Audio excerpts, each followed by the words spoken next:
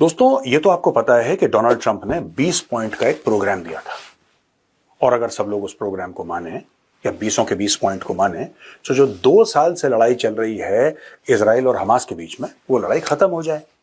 और फिर मानना है ऐसा डोनाल्ड ट्रंप का कि मिडिल ईस्ट, जिसको हम लोग वेस्ट एशिया बोलते हैं, उधर शांति हो जाएगी और डोनाल्ड ट्रंप को एक शांति का मसीहा बताया जाएगा। अब इसमें 2-3 बातें हो गई दोस्तों, जिससे पूरा मामला कंफ्यूज्ड हो गया और पूरा मामला मडी हो गया। यह बात मैंने बहुत पहले द चाणक्य डायलॉग्स में बोली थी और मैं चाहता हूं कि आप एक छोटी सी वीडियो क्लिप देखिए। ठीक है, हमारे और आपके बड़े अच्छे रिलेशनशिप हैं भारत और कतर के, इसीलिए उस रिश्ते से मैं आपको एक बात बता देता हूं। नेतन्याहू आपका खुल के दुश्मन है सामने, वो कहता है तो मैं मार दूंगा। नेतन्याहू ने कभी यह नहीं बोला कि आप मेरे भाई हैं। नेतन्याहू कहता है तुम मेरे दुश्मन हो, राइट?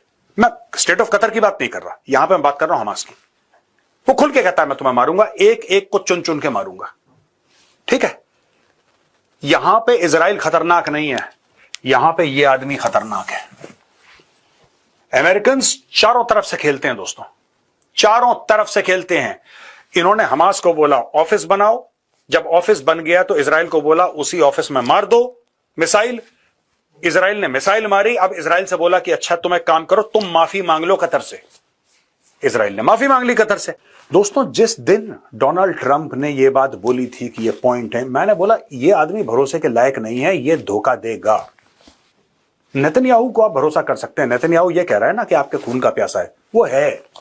वो आपसे प्यार मोहब्बत की बातें नहीं कर रहा, वो आपसे शांति की, अमन की बातें नहीं कर रहा। वो कह रहा है कि मैं तुम्हें मारूंगा, वो तुम्हारे मुंह पे बोल रहा है, मार भी रहा है। ऐसे आदमी को आप ट्रस्ट कर सकते हैं। डोनाल्ड ट्रंप कहता है कि मेरे पास आके बैठो, हम लोग चलो बैठ के साथ में खाना खाते हैं, फिर चुपचाप उस खाने में जहर डाल देगा। यही चीज उसने ईरान के साथ करी थी, स्टीव विटकॉफ को यह बोल के कि तुम एक काम करो, ईरानियों को बुलाओ, दोहा में बैठ के डिस्कशन करो और डिस्कशन कर उनको यह बता देना कि संडे को यह सब होने वाला है और हमारी मीटिंग होने वाली है और हम लोग किस तरीके से ईरान के और इजराइल के बीच में शांति करेंगे और तुम्हारे जो न्यूक्लियर मामले हैं उसको किस तरीके से सेट करेंगे। चलो लेट्स हैव अ डिस्कशन। ईरानियों ने बोला ठीक है, इसमें कोई नुकसान तो है नहीं, बातचीत करने में कभी नुकसान नहीं होता, चलो हम बात करते हैं।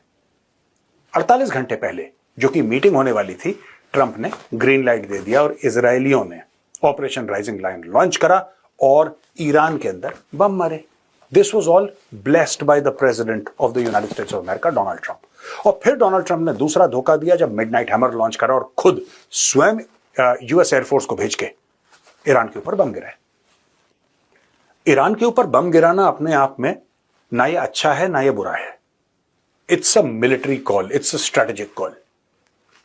लेकिन ईरान को यह बोलना कि हम तुम्हारे साथ बातचीत करेंगे उसके बाद धोखा देना, I think this is wrong. This was wrong because the words of the President of the United States or any other head of state or any human being must carry weight. ये धोखाधड़ी है जो Iran के साथ हुई। I'm not a great fan of the Iranian regime, but betrayal is betrayal, whoever does it. अब इसमें देखिए, ये हमारा 20 पॉइंट का प्लान है और फिर शांति हो जाएगी और हमास और इजराइल के बीच में दोस्ती यारी हो जाएगी और पूरी अमन शांति हो जाएगी और उसमें यह होगा, ऐसा दुनिया भर का प्लान बनाया। फिर इस भाई ने क्या करा कि पीठ पीछे जाके इसने इजरायलियों से बात करी और कुछ चीजें चेंज कर दी। अब हुआ यह कि जब ट्रंप ने प्लान अपना बताया, शुरू में ओरिजिनल प्लान सबको दिया, सबसे पहले ट्रंप को वेलकम करने वाला था शहबाज शरीफ। शहबाज शरीफ एक हाथ में उसके पॉलिश, एक हाथ में ब्रश, अपने मालिक के जूते ढूंढता रहता है कि कहां मालिक 2 सेकंड के लिए रुके और कहां पे मैं ऐसे करके बूट पॉलिश कर दूं। अब हुआ ये दोस्तों, मैं आपको डेट के साथ बताता हूं, तब आपको पता लगेगा कि शहबाज शरीफ ने करा क्या। 29 सितंबर को एक प्रेस कॉन्फ्रेंस करी और 20 पॉइंट जिसका नाम था गाजा पीस प्लान, ये ट्रंप ने व्हाइट हाउस में फ्लोट कर दिया। राइट, 29 सितंबर। पाकिस्तानी हो गए महा एक्साइटेड और 29 सितंबर को 8:03 रात को, इवनिंग 8:03 PM, शहबाज शरीफ कहते हैं welcome president Trump's 20-point plan to ensure an end to the war in Gaza. I am also convinced that durable peace between the Palestinian people and Israel would be essential in bringing political stability and economic growth to the region. It is also my firm belief that President Trump is fully prepared to assist in whatever necessary. I laud President Trump. इसने President Trump करके बस ये नहीं बोला कि President Trump is Shehbaz Sharif father, उसके अलावा इसने सब बोल दिया। ठीक है, चलो कोई बात नहीं, आपकी मान्यता है, कोई दिक्कत नहीं है, आपने ट्रम्प करा। अब हुआ ये कि जैसा मैंने आपको बताया, इन्होंने कर दिया प्लान चेंज। अब जो मुस्लिम देश थे वो पड़ गए सख्ते में, ये सख्ते में पड़ गए। अच्छा, पाकिस्तान के तो कोई स्टेक्स है नहीं, Pakistan has no stakes apart from the fact that people of Gaza and the people of Pakistan share a common religion. Otherwise Pakistan के कोई भी स्टेक्स है नहीं। पाकिस्तान कहे लाख कि हम लोग उम्मत में सबसे ज्यादा तगड़ी हमारी, उससे कोई फर्क नहीं पड़ता। They have no stakes in Gaza, but Trump invited them to sit at the table. ठीक है ना? Trump invited them to sit at the table. Pakistanis were glad. ये तो बड़े खुश हो गए कि हमारी दोस्तियां हो गई ट्रंप के साथ, और देखो हमें सिर्फ डाइनिंग टेबल पे नहीं, कॉन्फ्रेंस टेबल पे भी बैठाया, और बहुत बड़ी डिप्लोमेटिक जीत है। अब हुआ ये, इनको पता लग गया कि ट्रंप ने धोखा दे दिया और नेतन्याहू के साथ पीठ पीछे एक डील कर ली। अब इनको लगा कि जितने भी मुस्लिम हैं जूते मारेंगे, खासतौर से पाकिस्तान वाले, ये पकड़ के रगड़ देंगे बुरी तरीके से शहबाज शरीफ और आसिम मुनीर को। अब क्या करें यार, अब तो फंस गए, क्योंकि हमने तो पब्लिकली बोल दिया था कि ट्रंप तो मसीहा है, शांति का, अमन का मसीहा है भाई, ऊपर से आया है ये इन्होंने ऐसे ट्वीट भी कर दिया, और दुनिया भर में जाके, इनकी आदत है ना पाकिस्तानियों की, ये प्रीमेच्योर सेलिब्रेशन वाली कौम है।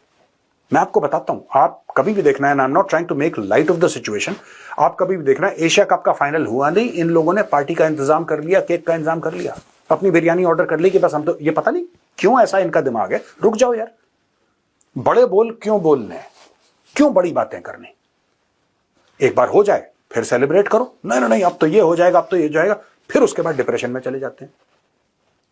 और सिर्फ आवाम ऐसी नहीं है, इनके लीडर भी वैसे ही हैं, इनके लीडर भी वैसे हैं। पहले झूठ, ये हो गया पाकिस्तान का, ये डिप्लोमेसी फलाना ढिमका, वहां पे ट्रंप। देखिए एक बात समझिएगा, ट्रंप ने जो धोखा दिया है, जो 8 मुस्लिम देश, उसमें से जीसीसी वाले भी थे कुछ लोग, उसमें सऊदी अरब भी था, उसमें तुर्की भी था, Turkey is a non GCC country but Turkey is part of NATO, उधर पाकिस्तान भी बैठा था। उसने, देखिए ट्रंप की फितरत में है धोखा। आप एक बात समझिए, अगर ट्रंप को लगता है कि उसका उल्लू सीधा होना है, तो वो दोस्तों को धोखा देने में, वो पलक झपकने से पहले धोखा दे देगा। पाकिस्तान वो सुपर कॉन्फिडेंट कि अब तो हम डाइनिंग टेबल पे भी बैठ गए, अब कॉन्फ्रेंस टेबल पे बैठ रहे हैं, अब हमें इन्वॉल्व करा जा रहा है, एक इन्वॉल्वमेंट हमारी है, क्योंकि पाकिस्तान भाई, पाकिस्तान का वजूद इतना बड़ा हो गया ओवरनाइट, पाकिस्तान के पास न्यूक्लियर वेपन्स है, और अब पाकिस्तान की राय ली जा रही है कि दुनिया भर के मसले कैसे सॉल्व हों। ट्रंप कहता है कि मुझे आपकी राय चाहिए फील्ड मार्शल साहब और शहबाज शरीफ साहब, आप बताएं कि दुनिया के बड़े बड़े मसले सॉल्व कैसे करने हैं। ये चूरन इन्होंने पाकिस्तानी टेलीविजन पे आवाम को बेचा। अब क्योंकि पाकिस्तान की आवाम 50% जाहिल है, 50% ज्यादा ही होगी, लेकिन कागजों पे कम से कम 50% जाहिल है, उनको पता ही नहीं क्या चल रहा है। अब उससे हुआ ये कि साहब आवाम ने तो ये गड़क लिया कि हमारा फील्ड मार्शल तो बहुत तीरंदाज आदमी है, और हमारा जो प्रधानमंत्री है वो क्या भला फेंकता है। अब लोग हो गए खुश। हुआ ये कि जब ट्रंप ने धोखा दिया तो पाकिस्तानियों को लगा कि यही आवाम हमें जूता मारेंगे, कि तुम तो सौदा करके आ गए यहूदियों के हाथों और क्रिश्चियनों के हाथों, तुम तो सौदा करके आ गए मुसलमानों का। और इजराइल को लेके, देखिए कोई पाकिस्तानी इजराइल के साथ अमन नहीं चाहता, ये मैं आपको आज क्लियर बता दूं।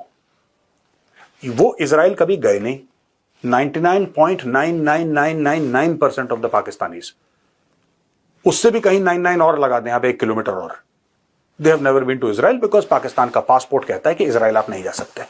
Pakistanis are banned from going to Israel. आज तक इन 78-77 years not more than half a dozen or 1 dozen Pakistanis would have gone. Not more than half a dozen or 1 dozen. 6 से लेकर 12 पाकिस्तानी कभी इजराइल गए होंगे तो होंगे, otherwise they have been meeting secretly in neutral locations, but physically visiting the state of Israel, very few, you can count them on the fingers of both hands. इतने गए हैं, इनको कुछ पता नहीं, लेकिन एक हेट्रेड है क्योंकि वो यहूदी हैं। अब इस बीच में हुआ क्या कि इस भाई ने, शहबाज शरीफ ने तो ढोल नगाड़े बजा दिए, कि भाई जीत गए, मजा आ गया एज यूजुअल। प्रीमेच्योर सेलिब्रेशन का इनका बहुत बड़ा एक बीमारी है पाकिस्तानियों को, तो प्रीमेच्योरली इन्होंने सेलिब्रेट कर लिया। अब जब ट्रंप ने धोखा दिया तो पब्लिकली इन्होंने बोल दिया कि हमारा कोई लेना देना नहीं, ये तो था ही नहीं, बदल गया।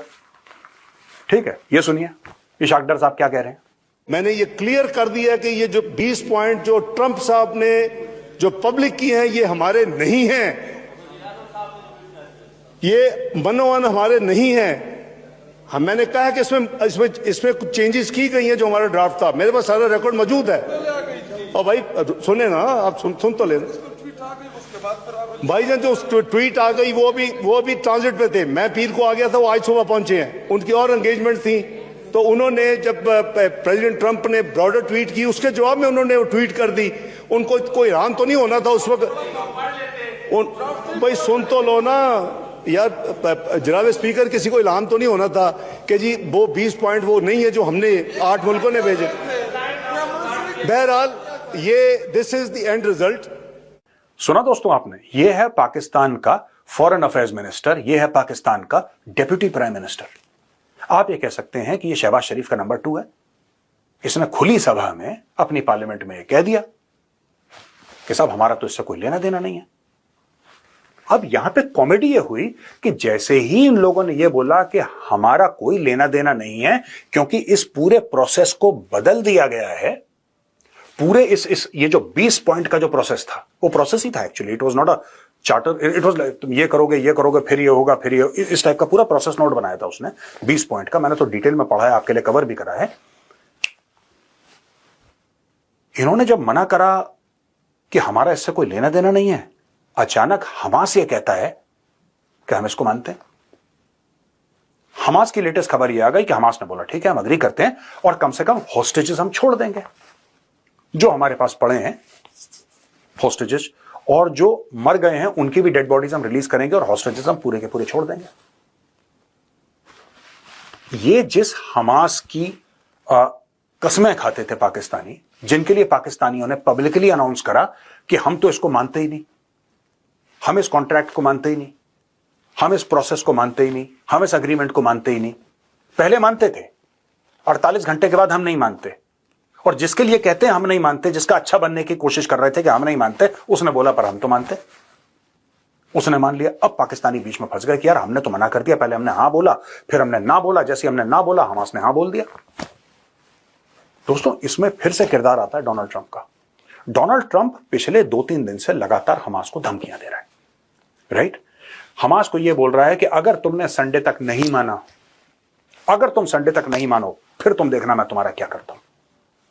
भाई अगर आप चाहते हैं कोई अग्रीमेंट साइन करे तो आप धमका क्यों नहीं उसको, आप क्यों धमका रहे हैं? ठीक है, इस पर भी मैं आऊंगा दोस्तों। बड़ा इंटरेस्टिंग है ये डोनाल्ड ट्रंप का जो दिमाग चलता है ना, इट्स वेरी इंटरेस्टिंग।